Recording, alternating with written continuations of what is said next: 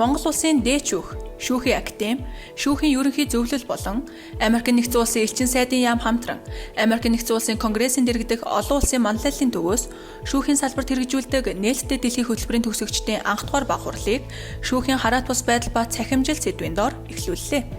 Энэхүү олон улсын баг хурал 2 өдөр үргэлжлэх бөгөөд Америк нэгдсэн улс, Армени, Эстони, Индонез, Казахстан, Киргиз, Молдов, Серб, Узбекистан зэрэг 10 гаруй орны 40 шүүгч эрх зүйчид танхим болон цахимаар мөн Монгол улсын 80 орчим шүүгч шүүхийн захиргааны ажилтан зэрэг 120 орчим хүн оролцож байгаа юм а.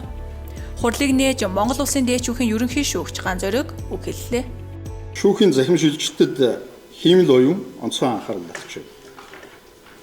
Шүүхийн процесс шийдвэр үйлчлэгээний чанарыг дээшлүүлэх улмаар хүний эрхийн хамгаалалтад өндөр нөлөө үзүүлж байгаагаас шалтгаалan салбарын стратеги төлөвлөлтөд зайлшгүй харгалзан үзэх ёстой хүчин зүйл болж байна.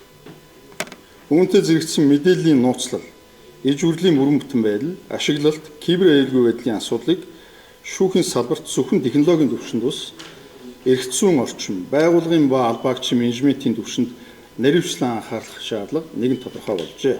Үргэлжлүүлэн Америк нэгдсэн улсаас Монгол улсад суух онц бөгөөд бүрэн эрхт элчин сайд Ричард Ванган нээлттэй үг хэлсэн юм а. Захим нэр үед шүүхийн үйл ажиллагааг бэхжүүлэх нь чухал юм а. Дэлхийн дахин шүүхийн салбарыг нээлттэй ил тод байхын төлөө эрмэлзэж байна.